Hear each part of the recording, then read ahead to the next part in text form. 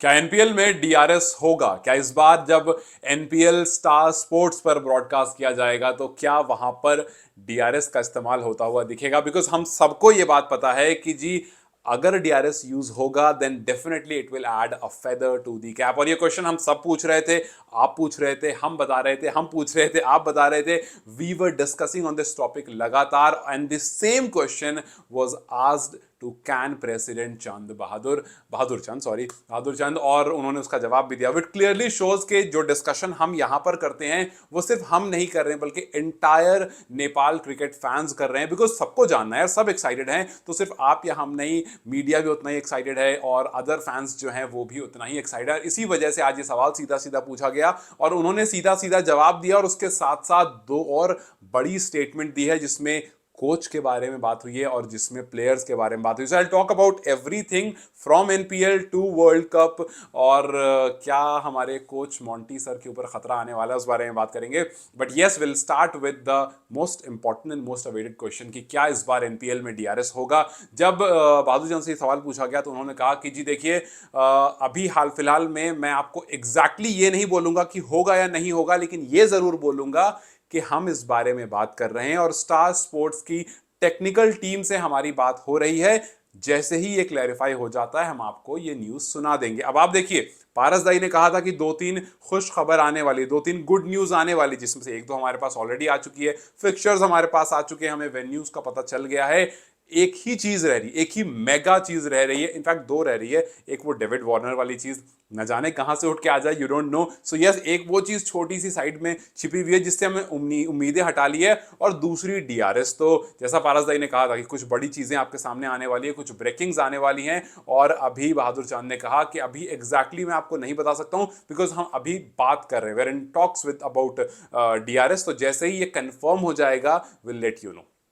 It means yes no नहीं, but yes की तरफ टिल्ट होता हुआ दिख रहा है। जब से हमने शिखर धवन का एडिशन देखा, जब से हमने स्टार स्पोर्ट्स देखा, या फिर जब से हमने और अदर बड़े स्टार को ऐड होते हुए देखा, वहां पर हमने सोचा कि यार बड़े बड़े खिलाड़ी आ रहे हैं, स्टार स्पोर्ट्स पर ये दिखने वाला है और डीआरएस नहीं होगा तो थोड़ा फीका लगेगा। सो ये सबको सोच करके लग रहा है कि यार पॉसिबल है। आई नो कि बहुत पैसे लगते हैं, आई नो के डीआरएस को इंक्लूड करना एक मैच में it comes with lot of money, लेकिन कैन पैसे खर्च करने के लिए तैयार है। और इस बार हमने देखा है Kane has left no stone unturned कि यार जो भी पॉसिबिलिटीज है जिस भी तरह से हम इसको बेहतर बना सकें। So yes, we have to wait a few days. अगर उसमें कुछ गुड न्यूज आ जाए, लेट्स होप के कुछ गुड न्यूज आ जाए। जैसे ही आ जाती है then I will definitely give it to you. खैर, उसके बाद हम आगे बढ़ते हैं बिकॉज ये अभी होल्ड पर है, बट रेस्ट जो दो तीन खबरें हैं वो बड़ी बोल्ड है। वो पता है कैसी स्टेटमेंट है? वो ऐसी स्टेटमेंट जैसा पाकिस्तान क्रिकेट बोर्ड ने कुछ टाइम पहले दी थी कि हम सर्जरी कर देंगे इस टीम की और हम कुछ बड़े नाम को ड्रॉप कर देंगे। और हमने देखा शाहीन, बाबर जैसे बड़े नाम को ड्रॉप होते हुए और फिर पाकिस्तान को जीतते हुए। तो कुछ ऐसी बड़ी स्टेटमेंट, जैसी बड़ी स्टेटमेंट बीसीसीआई ने दी कि अगर बीजीटी नहीं जीतता है इंडिया तो रोहित, विराट, अश्विन और जडेजा जैसे बड़े प्लेयर को प्रॉब्लम हो सकती है। अगर इन्होंने परफॉर्म नहीं किया तो आगे अवे सीरीज में से आप कुछ प्लेयर्स को कटते हुए देख सकते हो। सो बड़ी बड़ी स्टेटमेंट जो बड़े बड़े बोर्ड्स देते हैं, कुछ वैसी स्टेटमेंट्स बहादुर चांद ने दी है। बहादुर से जैसे पूछा गया तो उन्होंने कहा कि जी देखिए, हम जो बांग्लादेश से हारे और हम जो साउथ अफ्रीका से हारे वर्ल्ड कप में, हमारे लिए ये नाइटमेयर था।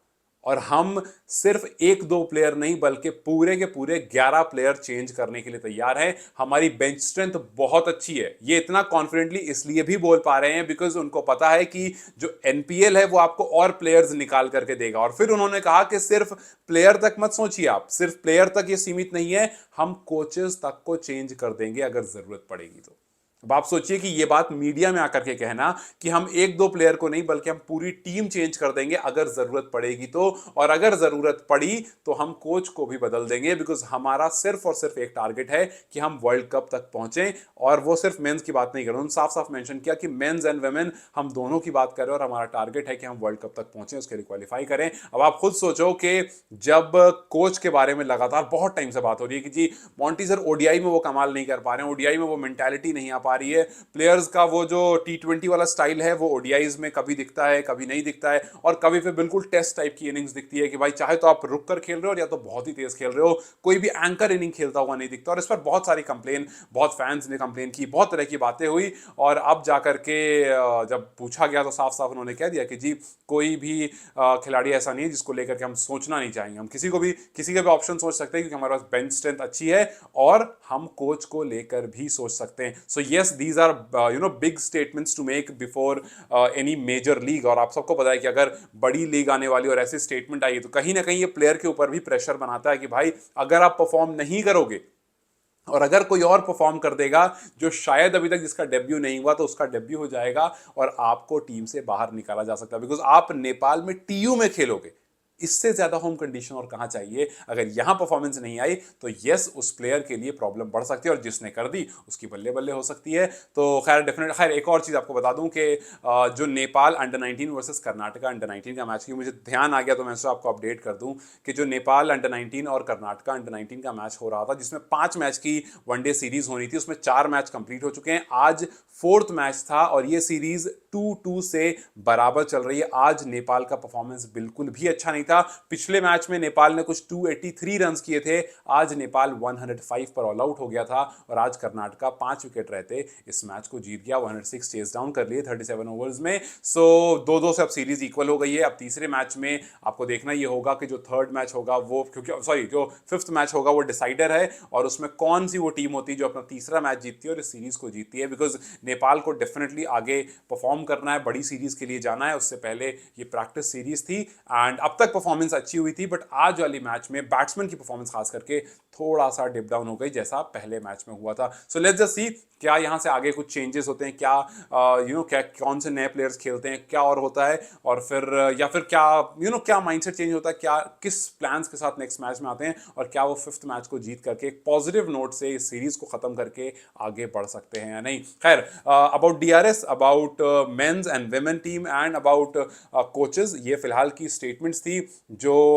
प्रेसिडेंट ऑफ कैन की तरफ से आई थी। एंड ये स्टेटमेंट सुनते ही मुझे वो बीसीसीआई की और वो पीसीबी की एकदम हॉन्टिंग स्टेटमेंट को याद दिला दिया जहां पर सर्जरीज की बात हो रही थी। और टेक्निकली दोनों, इनफैक्ट आप देखोगे तीनों की तीनों स्टेटमेंट जो है वो टेक्निकली सर्जरी की ही बात हो रही है। वो जो पाकिस्तान ने टर्म दिया है ना सर्जरी, उसी की बात हो रही है, बिकॉज पाकिस्तान ने भी कहा था कि हम मेजर प्लेयर्स को लेकर के सर्जरी कर सकते हैं, बड़े डिसीजन ले सकते हैं, उनको निकाल सकते हैं। इंडिया ने भी विराट, रोहित, अश्विन, जडेजा, 4 बड़े प्लेयर्स का नाम लिया और ये मतलब एकदम आकर के कैमरे पर नहीं बोला बीसीसीआई ने, बीसीसीआई के सोर्सेस से ये खबर आई थी कि जी हम इस बीजीटी के बाद अगर अच्छी परफॉर्मेंस नहीं आती इन प्लेयर्स की तो आप यूके की जो फ्लाइट होगी, मतलब इंडिया जब जाएगा इंग्लैंड खेलने तो यूके की जो फ्लाइट होगी वहां पर वो नहीं बैठेंगे। और अब बहादुर चंद ने भी कुछ ऐसी इंफॉर्मेशन दे दी है कि जी अगर आप, जो हमारे पास में भी हुआ है, हमने साउथ अफ्रीका और बांग्लादेश के जितने क्लोज मैचेस जो हारे हैं वो हमारे लिए नाइटमेयर है और आगे जाने से पहले पहले हम इस बात को लेकर क्लियर हैं कि जरूरत पड़ी तो 1-2 प्लेयर नहीं बल्कि 10-11 प्लेयर भी हम